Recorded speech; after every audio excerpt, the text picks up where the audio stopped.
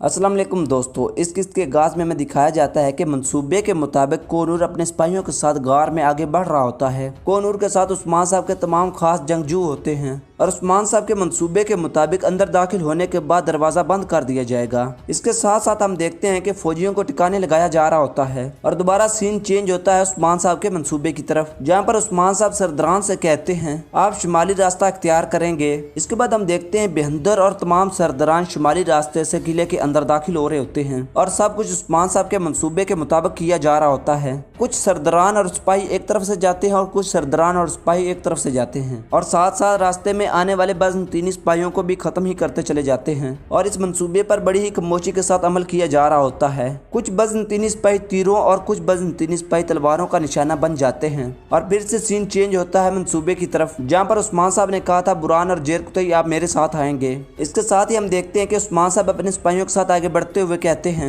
हम तैकफुर के कमरे में जाएंगे आहिस्ता और खामोशी के साथ। इसके साथ ही वो बड़े ही मुतहद अंदाज में आगे बढ़ते हैं और रास्ते में आने वाले बज़ंतीनी सिपाहियों को तीर मारकर मौत के घाट उतार देते हैं। जिस कदर तेज रफ्तार तीर की होती है, उस्मान साहब और उसके सिपाही भी उतनी ही तेज रफ्तार से आगे बढ़ते चले जाते हैं और पीछे आने वाले उस्मान साहब के सिपाही बज़ंतीनी सिपाहियों की लाशों को ठिकाने लगा रहे होते हैं। सब कुछ बड़ी ही खामोशी के साथ किया जा रहा होता है। जहाँ जहाँ से उस्मान साहब और उसके सिपाही गुजरते हैं, बज़ंतीनी सिपाहियों की लाशें गिरती ही चली जाती हैं और मंसूबे के वक्त से उस्मान साहब की आवाज गूंजती है वो हमारे आने की तवक्को नहीं करेंगे, वो आराम कर रहे होंगे, लेकिन हम अपनी तलवारों की आवाज से उन्हें जगा देंगे। और नाजरीन बिल्कुल मंसूबे की तरह ऐसे ही होता है और बज़ंतीनी सिपाही ढीले पड़े हुए चहलकदमी कर रहे होते हैं और इसके साथ ही उस्मान साहब अपने सिपाहियों के साथ उनके ऊपर जा पहुंचते हैं और फिर पल भर में उन सबको मौत के घाट उतार देते हैं। मंसूबे के वक्त एक सिपाही ने उस्मान साहब से कहा था कि जनाब अगर आपकी इजाजत हो तो मैं आपके साथ आना चाहता हूँ। तो जवाबन उस्मान साहब ने कहा था तुम हमारी फौज का हिस्सा बनोगे बलाबाल। इसके साथ ही हम बलाबल को देखते हैं जो बज़ंतीनी सिपाहियों को उठा कर फेंक रहा होता है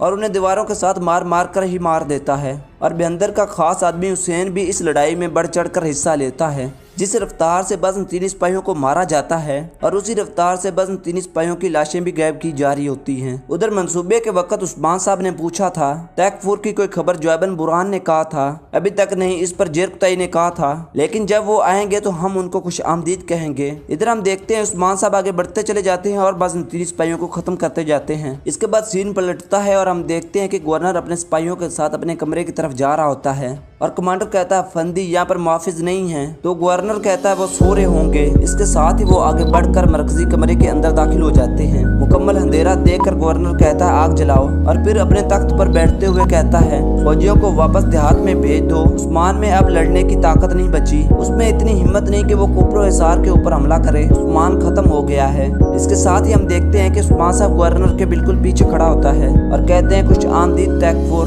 उस्मान साहब की आवाज सुनते ही गवर्नर उठकर खड़ा हो जाता है, लेकिन उनके संभलने से पहले ही उस्मान साहब के साथी गवर्नर के साथियों को खत्म कर देते हैं और बुरहान बड़ी ही फुर्ती के साथ गवर्नर से हथियार ले लेता है और उस्मान साहब कहता है वहीं पर रुक जाओ। नाजरीन हम देखते हैं कि उस्मान साहब गवर्नर की मरकजी नशिस्त पर बैठे होते हैं और गवर्नर कहता है तुम मेरे किले में क्या कर रहे हो? जवाबन उस्मान साहब कहता है अब तुम मेरी सरजमीन में हो, ये किला अब मेरा है। मेरी जमीन को छोड़कर नुमान और वेलिनस के साथ बात कर रहे थे, क्या तुमने जश्न मनाया? इस पर गवर्नर हांफते कांपते हुए कहता है हमने। इस पर उस्मान साहब कहता है तुमने मनाया, तुमने बिल्कुल जश्न मनाया, तुमने खेमे जलाए, तुमने गाँव जलाया, तुमने मासूमों को मारा, तुमने उस्मान की बाजू और टांगे काट डाली, तुमने कोनिया से आने वाली मदद को रोक दिया, उस्मान के लिए पकड़ने के लिए कोई शाख नहीं है, तुमने उसे मार दिया, हाँ तुमने उसे खत्म कर दिया। ये कहते साथ ही उस्मान साहब उठकर आगे बढ़ते और कहते हैं मेरी तरफ देखो क्या मैं मर गया हूँ? ये कहते साथ ही उस्मान साहब गवर्नर के ऊपर टूट पड़ते हैं, उसको बार बार उठाते हैं और पटकते हैं और थप्पड़ मुक्कर मार मार कर उसका बुरा हाल कर देते हैं और साथ साथ कहते हैं तुमने मासूमों को मारा, गाँव जलाए,